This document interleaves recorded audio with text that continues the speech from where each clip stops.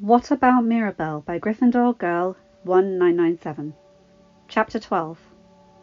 Alma had a lot of thinking to do. Her family had been angry and pushing back at her at every twist and turn recently, and she hadn't understood why. She hadn't known how to fix it. And then that encounter with Isabella. Her oldest granddaughter had seemed determined to push back about everything, as if that would make Mirabel okay. And then Alma realized. Isabella wasn't pushing back at everyone. Just the things she thought were damaging for her family members, especially her hermanas. She pushed back about long work days and working in less than ideal conditions. But Alma still hadn't fully understood, not until she went off at her about her treatment of Louisa. Alma had spent hours after that argument in a bit of a daze, and later that night slipped out to reflect and just cried. She had been so determined to keep her family together, to protect her family, her home, their Encanto, that she had lost sight of what was actually important. She wasn't protecting her family. She was making things worse. She had heard whispers and understood now that Isabella had not wanted to marry Mariano, but was doing it because Alma thought it good. Dolores had become so protective over Mirabel. She must have heard something that made her realize sooner than the rest of the family just how hurt Mirabel had been by all of their actions, led by Alma. As Isabella had pointed out just that day, Louisa was killing herself to meet Alma's expectations of her, and getting the house complete. A house that wouldn't be worth anything if the family inside of it was not happy. Camilo rarely spoke around her, and hadn't in years. But it didn't used to be that way, had it? She remembered when he was a small child, full of energy and jokes, and he was still that way, but not when she was around. Antonio was still too young. He hadn't had his gift long enough, but even he had been nervous on the day of his ceremony. Had that been because of her? And her own children.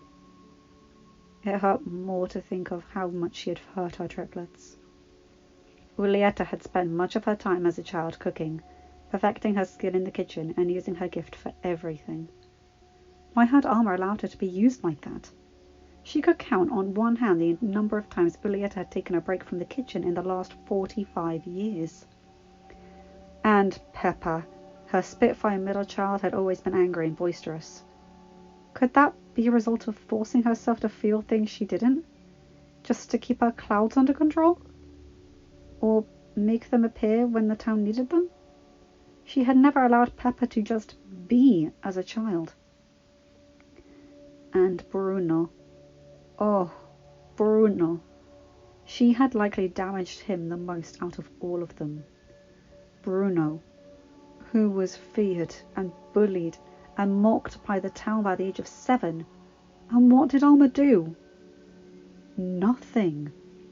She had allowed it.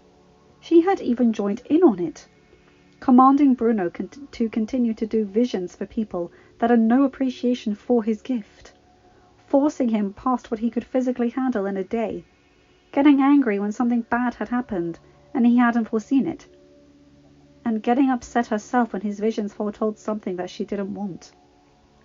She had treated her youngest child so poorly that he had left and stayed hidden in the walls for 10 years because he hadn't trusted her with his last vision. And he had every right not to. He had every right to be angry with her. She saw the anxiety with every handful of sugar and salt tossed over his shoulder, with every knock on wood and a ritual that he did. And the most painful part was that he was right. She would have been fearful of Mirabel if she had known of the prophecy. And she'd like to think that she wouldn't have treated her differently, but didn't she already do that, even without the prophecy? She didn't know how to fix it. She didn't know how to fix any of it. But maybe action wasn't the first step right now. Yes, these were all things that she saw that she did incorrectly. But there were more likely more. Alma vowed to take a step back and just observe, to allow her children to be, and to parent their kids. And she would watch. And then she had a lot to apologise for. This chapter is really, really short, so I'm going to start the 13th one now, so chapter 13 as well. After Bruno sent Isabella and Louisa to Mirabel's bedside, he collapsed in a chair, burying his face in his hands, suddenly weary. He was startled by the clearing of a throat next to him. He looked up sharply. "Mama!" he asked. He had spoken very briefly with her since his return, but he couldn't ignore the expression on her face. She looked utterly lost. "What's wrong?" "I owe you an apology, mijo," she murmured, sitting in the chair across from him. "But I understand if you don't want to hear an apology from me." Bruno wasn't sure where this was coming from. He had long ago given up the hope that his mama would ever recognise the damage she had done, especially as the events of the last couple of weeks had unfolded. Though the past week or so, ever since Isabella had gone off at her for her treatment of Louisa, she had been different. Quiet. More contemplative. "I'm listening," he said, still guarded. I failed you so much, Brunito," she murmured. "I have lived in fear of losing my home again. And I have lost sight of what really matters. A home can be rebuilt. Family is a different story. And I can't believe it's taken me so long to realize that. But it has. I'm sorry for not protecting you. I am sorry for forcing you to have visions for people who obviously could not handle what they were hearing. I'm sorry you felt like the only way to protect yourself and Mirabel after your vision was to leave the family altogether. I've failed you.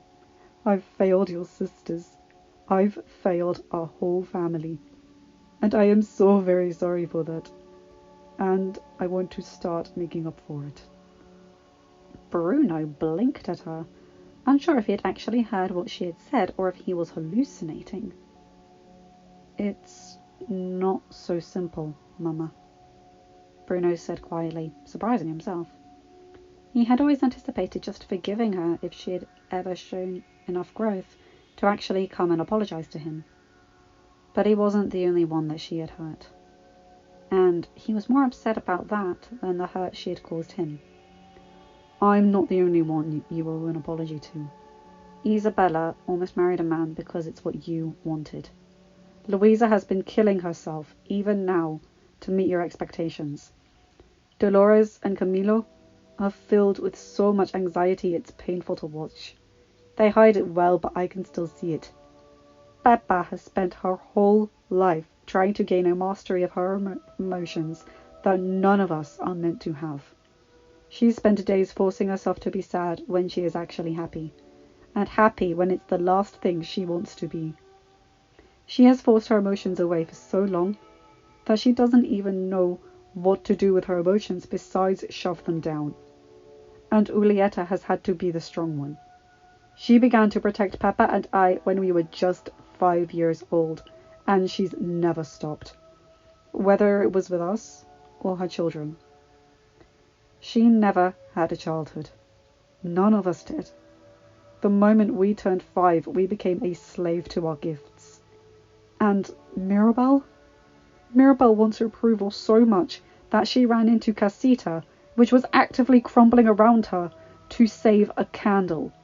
A candle that has denied her a gift. A candle that meant absolutely nothing compared to her own life. But she did it anyway. And she entered a coma for 6 weeks because of those actions. The true miracle is the fact that she woke up. I cannot forgive you until you have shown with your actions that I should. Alma's eyes filled with tears. "Mirabel's awake," she gasped. "You didn't know?" Bruno deflated, feeling guilt himself at how he had spoken to his mother. "No," she shook her head. "Thank you for telling me," she swallowed. "And thank you for being honest with me. I'm still realizing all of the ways that I have messed up, and I intend to make up for it. and apologize to each one of you. I'm glad to hear it, he said softly. She stopped before restarting her sentence. Do you think I could go see Mirabel? I know that I have failed by not really going to see her since she's been there, but I would like to. Bruno shrugged. That's not my decision. But if you want my opinion, I think that whatever we think Julieta or Isabella or Dolores will let you into that room. Mirabel deserves for you to try. Mama nodded slowly. You're absolutely right. She stood up slowly, her hands shaking, and Bruno realized how anxious all of this was making her. Good. If she was anxious, that meant she finally realized she had something to lose. Mama! Bruno called out. You need to realize that an apology is not going to make everything magically better, and some may not be able to forgive you. You need to be prepared for that. Either way, they deserve to hear an apology. Alma swallowed. Bruno was right, and she knew that. You're right, Brunito. Gracias. Alma was anxious. She knew that her family would likely not forgive her, and they shouldn't. But Bruno was right. She needed to try, regardless. Not just for Mirabel, but for her other grandchildren, and for her own children, who she had failed so deeply. Alma slowly made her way to the doctor's. Contrary to what most of her family thought, Alma had slipped over regularly in the middle of the night to check on her youngest granddaughter. The only ones aware of these trips were Julieta and maybe Augustine. Alma had never even entered the room, just stood in the doorway and watched her daughter and granddaughter before returning back to the church to sleep. The sight that greeted Alma when she walked in the door was heartwarming. Isabella and Luisa were both fussing over their sister, while Julieta and Augustine looked on, obviously proud of all of their children. Mirabel was the only one somewhat facing her, so she noticed her presence first, a sentence falling off and her eyes widening, drawing the attention of everyone in the room. Julieta reacted first, and quickly, standing up and crossing the room. No, Mama, she said quietly but firmly. If you are here to fuss at Mirabel, or Luisa, or Isabella, you will need to leave. My mija needs rest, not stress, and I will not allow you to add. I am here to apologize, Alma said quietly. Julieta stopped talking, and Alma felt ashamed at the shock she saw on her daughter's face. You... what? I'm here to apologize, she said more firmly. Not just to Mirabel, but to all of you. She hadn't fully anticipated an audience for her apologies, but she didn't feel right asking any of them to leave just for her own comfort. Let her in, Mama, please, came Mirabel's voice, quiet from behind Julieta. Julieta deflated at the sound of her youngest daughter's voice, and she stepped aside. You two don't have to stay if you don't want to, Mirabel murmured quietly to Luisa and Isabella, who had both tensed as Alma entered the room. Isabella immediately shook her head and reached over for Mirabel's hands. Dolores will never forgive me if I leave, she said with a smirk, and Mirabel snorted. I'll stay, Luisa said quietly. Alma started with Mirabel, instinctively knowing that her other granddaughters would never even entertain an apology from her if she didn't apologize to Mirabel first. Mirabel, I am so sorry for how I have treated you since your ceremony, and I am sorry that it's taken me so long to realize how poor my own actions have been. I've allowed the gifts to define our family. I allowed the gifts to be what gives us meaning and purpose. I lost sight of the fact that the true miracle is all of you, is our family. And even since Casita fell, it's taken me a long time to come to terms with how much I have messed up. It was not easy to reflect on my own feelings, and I am sorry for that as well. And I know that forgiveness won't be easy, and I understand that it may never come, and that's my own fault. But I would like to start showing you, all of you, how sorry I am with my actions. She turned to her other granddaughters. Luisa, I am so sorry that I did not realize how much pressure I was putting on you for your strength. I won't be doing that anymore. And if I do, you have full permission to tell me yourself. I don't want you to think that you aren't allowed to stand up to me. I am vowing to listen when any of you point out what I am doing is wrong. And I will still make mistakes. It will take me time to unlearn my behavior. And if I'm too late for that, I understand. But I hope you'll consider it. And Isabella. She turned to her oldest granddaughter. I am so sorry. I didn't realize that you didn't want to marry Mariano. I am sorry that you felt that you had to, because you thought I wanted it. And would unions between our families have been good? Yes, but not at the cost of your happiness. I am sorry that you have had to conform yourself into someone you aren't to please me. And I am proud of you for having the courage to stand up to me with your sisters. They were all gaping at her in shock. Alma realized with shame that they may never have heard her apologize before. She was on a roll. She wasn't going to stop now. And Julieta. She turned to her oldest child, taking her hands in hers. I owe you an apology as well. An apology for how I have treated your children, but also an apology for how I have treated you. Tears filled Julieta's eyes. I allowed the gifts to control my every action and movement and thought, and that wasn't right. I took away your childhood with all the pressure I put you under. I know how much your heart breaks with every illness you can't cure, but that burden isn't yours to bear, and I am so sorry that I made it yours.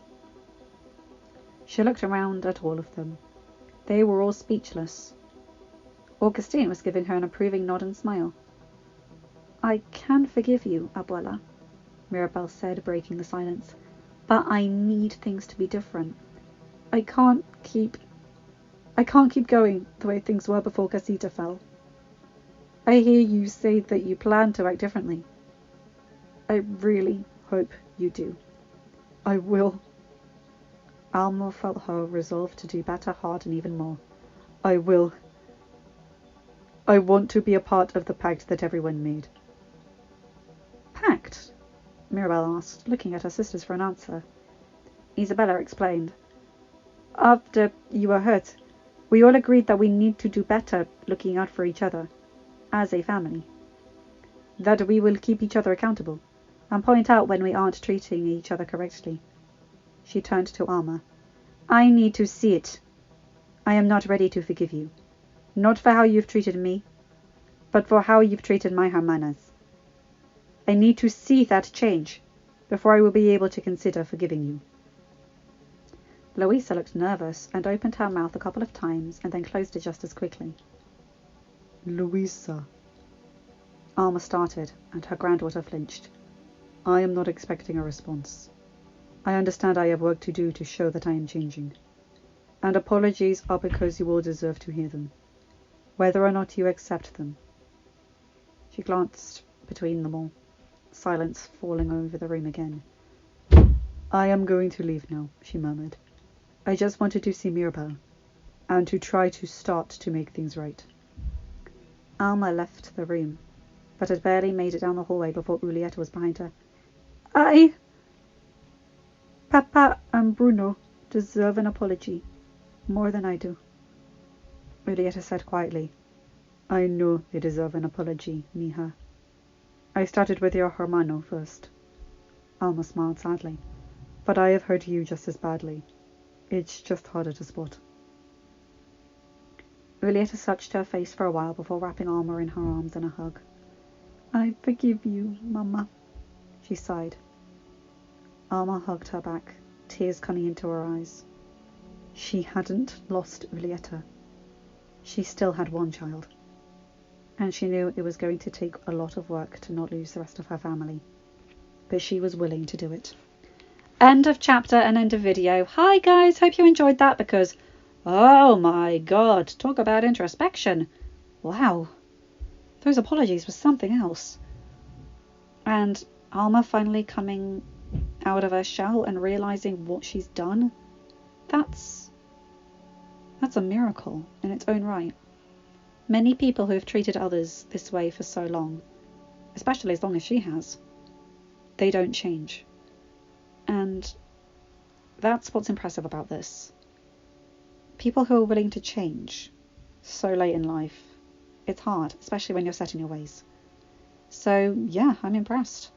I wouldn't forgive her as easily, I don't think, but who knows? It's a different situation, isn't it?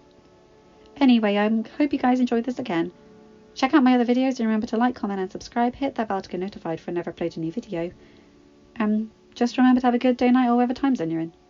Bye my guys, gals and non-binary pals. I'll see you in another video. Bye!